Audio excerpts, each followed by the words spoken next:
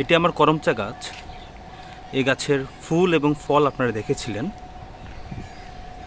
কিছুদিন আগে গাছটা আমি প্রুনিং করে দিয়েছি বা কাটিং করে দিয়েছি। নতুন করে যে কুশি আসবে সেই কুশিতেই সামনের বছর নতুন করে ফুল আসবে। আপনারা দেখতে পাচ্ছেন আমি কাটিং করার পর এই জায়গাটাতে একটু হলুদ দিয়ে দিয়েছি, যেন ব্যাকটেরিয়াল কোনো অ্যাটাক যেন না হয়। এবং দেখতে পাচ্ছেন কিছু কুশি অলরেডি চলে এসছে।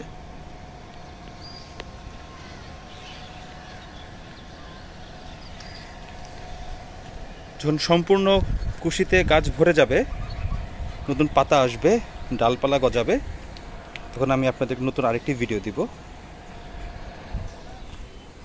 আপনাদের যাদের ছাদে ফলের গাছ আছে, ফল সংগ্রহ করার পর আপনারা অবশ্যই গাছের ডালপালা কেটে দিবেন।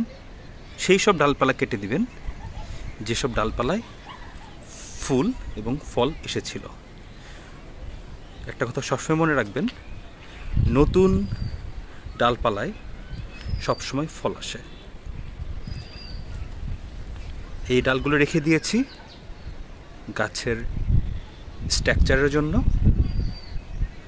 এবং নতুন যে ডালপালা আসবে সেটাতে নতুন করে আবার ফল আসবে।